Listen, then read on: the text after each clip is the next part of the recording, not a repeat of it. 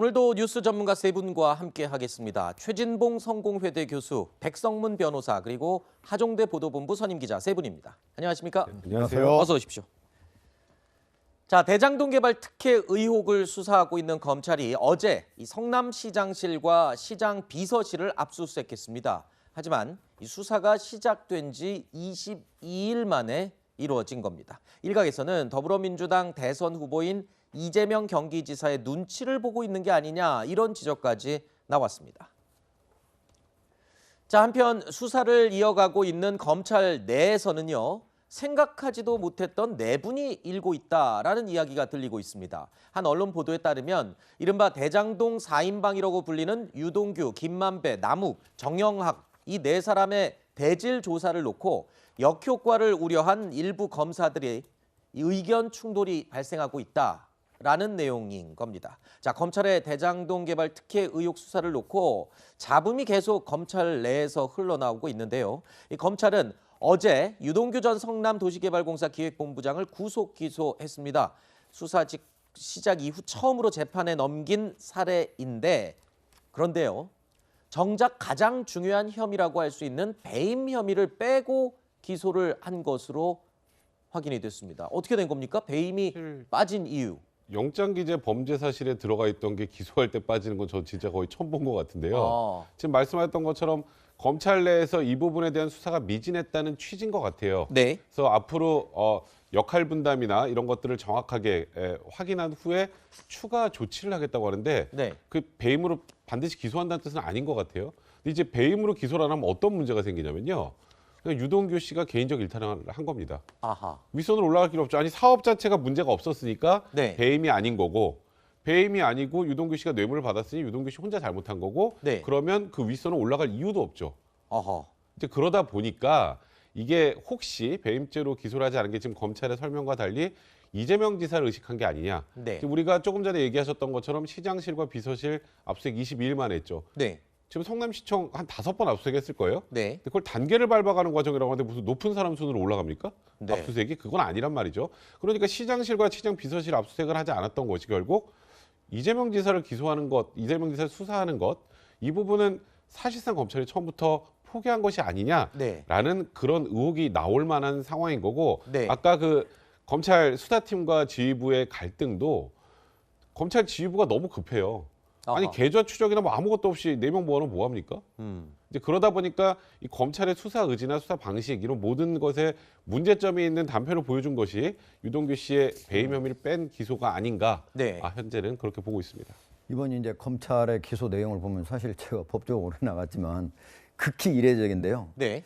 그러니까 혐의가 두 개잖아요. 하나는 배임, 하나는 뇌물. 근데 뇌물은 8억에서 3억 5천으로 절반 이상 줄었고, 배임은 아예 빠졌어요. 이 정도면은 제가 보기엔 유동규 씨 입장에서 보면 지금 이제 처음에는 배임이 1163억이나 된다고 이렇게 해서 구속이 됐는데, 혹시 구속영장 이거 완전 사기 아니냐. 나 원래 불구속으로도 충분히 가능한데 구속된 거 아니냐. 이 정도로 변호인 측이나 유동규 씨가 항의할 수 있을 정도로 아주 아하. 공소장이 아주 축소됐다. 네. 매우 이례적이고 이상한 상황입니다. 추후에 이 배임 혐의에 대해서 수사를 보충해서 추가로 기소를 할 가능성은 남아 있죠. 저는 그럴 거라고는 생각을 하는데, 네.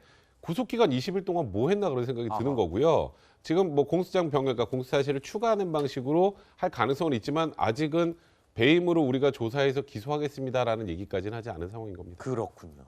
자, 야권에서는요, 정치 검찰의 꼬리 자르기 수사다라는 내용의 비판을 했습니다. 이재명 지사를 겨냥해서는 이렇기 때문에 특검을 수용해야만 한다라는 내용으로 또 강조를 했는데요. 들어보시죠. 정치검찰이 집권 여당 대선 후보의 국민 약탈적 배임죄를 감추기 위한 꼬리 자르기 수사임을 스스로 증명하였습니다. 사실상 그분의 배임 공동정범 행위를 감추기 위한 의도된 부실 공소장이자 정치검찰이 직접 쓴 윗선 수사 포기 각서나 다름없습니다. 검찰이 배임 혐의에 추가 기소 없이 수사 신용만 내면서 무능의 자책골을 계속 넣는다면 대선 전에 의혹의 실체를 규명하기 위해서 특검이 불가피하다는 것을 분명히 말씀드립니다. 결국에 유동규 전 본부장을 윗선으로 보느냐 아니면 그 위로 올라가느냐 뭐 이 부분을 판단할 수 있는 근거가 아까 말씀하신 대로 하면 배임 혐의인데 그 배임 혐의가 빠졌기 때문에 그 가능성이 지금 줄어들었다.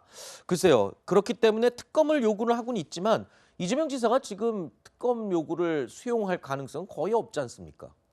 지금 이제 특검 법안이 이미 한 달 전에 9월 23일 날 국민의힘하고 국민의당 그래서 107명이 공동 연명해가지고 이미 제출이 돼 있거든요.